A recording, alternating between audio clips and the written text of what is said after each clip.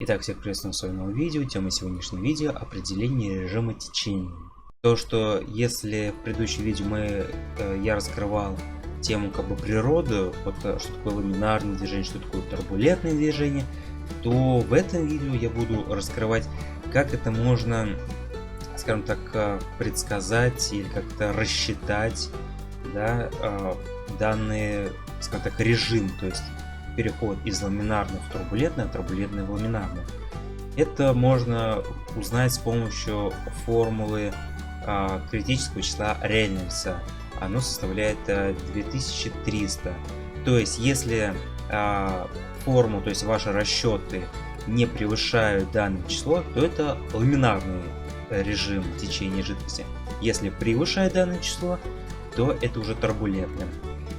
Итак, что же нам нужно знать, чтобы высчитать, да, или хотя бы примерно знать, будет переход из ламинарного в турбулентный или наоборот.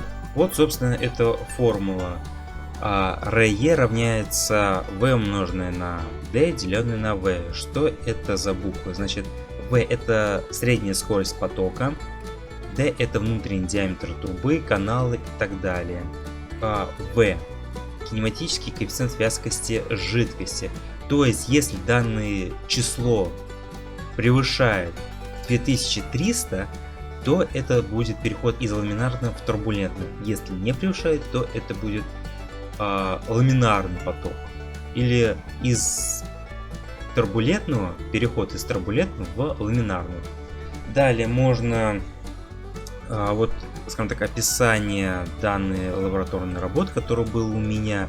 Но опять-таки, это если вы хотите, можете вчитываться, там, будьте зубрилами, ботаниками и так далее. Я же вот для общего ознакомления, вот то, что я считаю для себя важным и актуальным, я уже подчеркнул.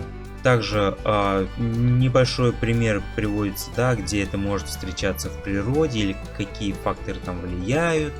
Например, вот нефть, масло и битум, да, то есть это относится к кинематическому коэффициенту вязкости жидкости, да, или, допустим, где-то в природе, природное явление, может быть турбулентный режим, то есть это вот приводит в реках, ручьях, каналах и так далее.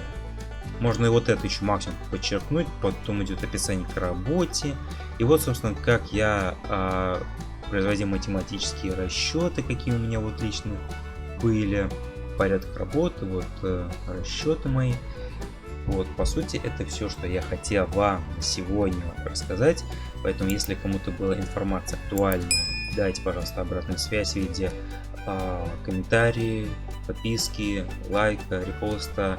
Ну и просто поддержите развитие канала монеты. Пока что это все. Всем спасибо и до новых встреч.